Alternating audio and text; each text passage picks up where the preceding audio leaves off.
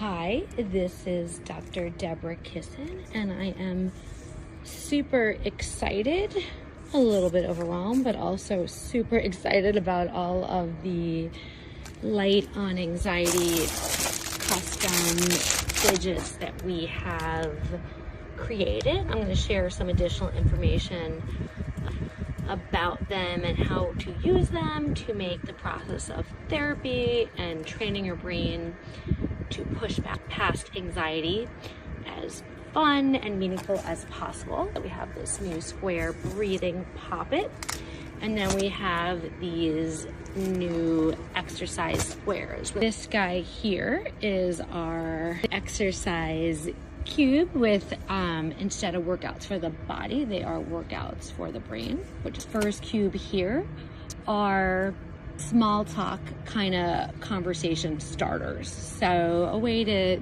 you could use it as a family, part of the dinner table, just pass it around. In a therapy session, just toss it back and forth to each other. So quick topics, what's top of mind, one thing I'm good at, magic wand. So fun way to toss it around and make the important work of therapy fun. This cube here is cognitive therapy in a fun, interactive, similar exercise cube. So shorthand for some of the top things we do in cognitive therapy, like friend advice. If a friend had the same situation, what would you tell them to do? You got here new angle. So we're gonna look at the same situation from a new angle. Maybe even like stand up if you're sitting. Then what's the top thought that comes to mind? We'll do pause and reframe. So literally imagine using the pause on a remote and then rebooting for that one moment and looking again and see if anything looks any different.